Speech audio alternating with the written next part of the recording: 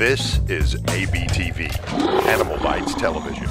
Does me handling a snake like this completely freak you out? Or if you're walking in the woods and you think you hear a snake, are you completely in fear? Or do you know someone that is extremely fearful of snakes? It's called Ophidiophbia, and we're talking about it in this week's show.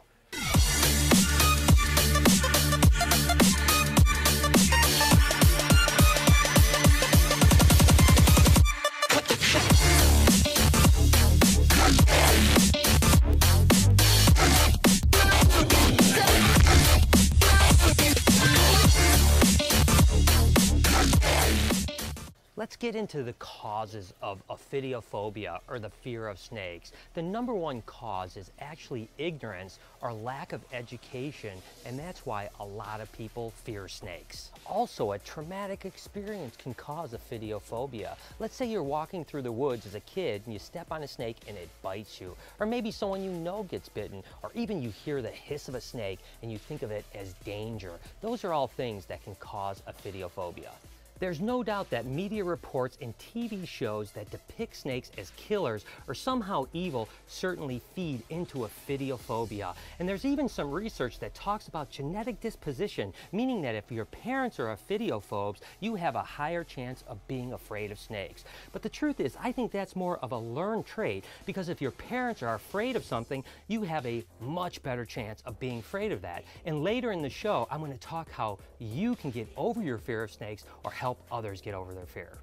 And then there's evolution. Believe it or not, some evolutionary psychologists believe that this is a trait that we've evolved into. They call it the disgust response, which basically means that snakes have always been associated with death, poison, and even evil. But why do people fear snakes?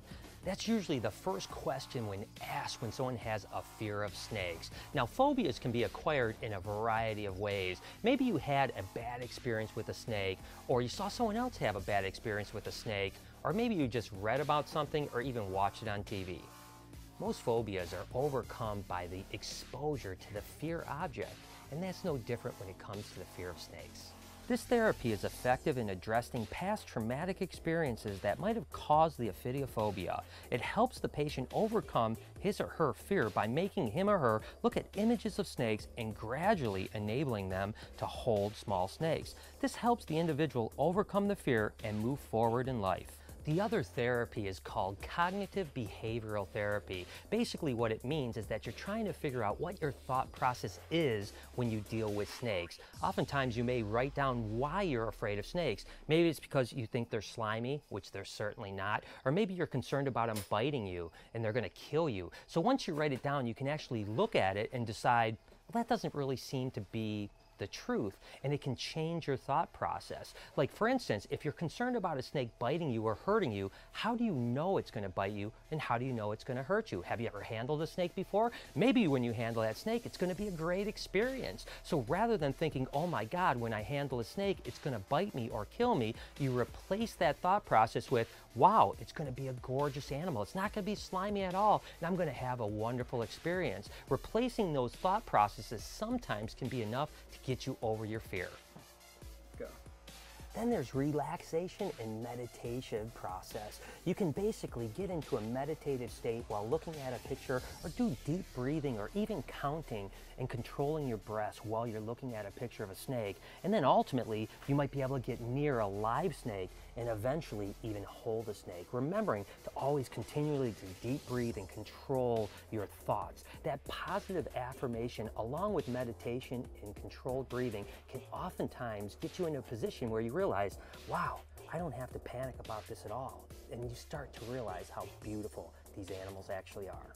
If you or someone you know are just really bad, fearful snake people, the ophidiophobic that cannot get over it using these procedures, then it might be time to get into either individual counseling or even group counseling, where you'll talk about why you're so freaked out or so fearful of snakes. Oftentimes, just talking about it and rationalizing can really help. But right now, I want to take you on an exact thing that I would do if I were going to introduce, let's say, someone that was really fearful of snakes, or if I was fearful, what I'd want to have done. So let's go ahead and first pick a really calm snake. So the first thing I would do is, again, slow exposure, and you have to first decide how fearful is that person? Is someone so fearful that they can barely look at a picture or watch a video like mine right now? If that's the case, start there. Start with a picture or a video and slowly let them get kind of more familiar. Once they're at a point where you think you can introduce them to an actual live animal, pick something that is, number one, very slow moving, and number two, very docile. I love ball pythons because they're really both. I mean, they don't move a lot, they're not fast moving, and they're typically extremely docile, because you don't want this first experience to be a negative experience, that's for sure. Now, the thing I've got to stress to you guys is completely move at their pace. If just opening a cage completely freaks them out, don't go and push them to touch the animal. But if you open the cage and they can kind of stand back, slowly get closer, and eventually they're standing right over it, continue that controlled breathing, continue that positive thought process. The snake isn't going to jump out, it's not going to hurt me. How do you know it's going to hurt you? You don't know it's going to hurt you. So continue to give them that affirmation, and then eventually, just as the snake is sitting there, just ask them to see if they'll just touch it. You know, just give it a little bit of a rub down it. See, oh, wait a second, it's not slimy. It's not what I expected. Almost every time, the first time I see someone touch a snake, the first thing they say is, oh my God, it didn't feel like I expected. So right then, all those negative thoughts start to come into play, like, wait a second.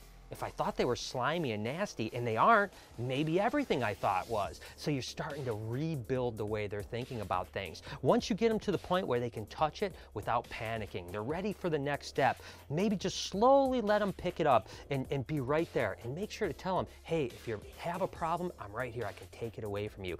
Once they hold it, oftentimes what happens is all of a sudden they feel empowered, like that fear that has held them down for so long is all of a sudden lifted, and they think it's an awesome experience. And that's the technique you want to use. Take it at their pace, introduce it to them slowly, and let them feel empowered as they're overcoming their fears. Trust me, guys, I have seen hundreds, if not thousands of people overcome their fear of snakes, and oftentimes when someone's extremely fearful, they become a huge snake lover once they get over that fear. So again, guys, I hope that these tips helped you as much as possible, because you can change your life or other people's life, because these animals are truly amazing. And if you want to, guys, you can always follow me over on Facebook and Twitter at SnakeBytesTV, or on Instagram at SnakeBytes.tv, or even on Snapchat at SnakeBytesTV. And don't forget to subscribe to the vlog on Brian Barczyk. Link is in the description. It's going to be just part of my daily life, guys. So until next week, get over your fear of snakes and keep that passion for wildlife.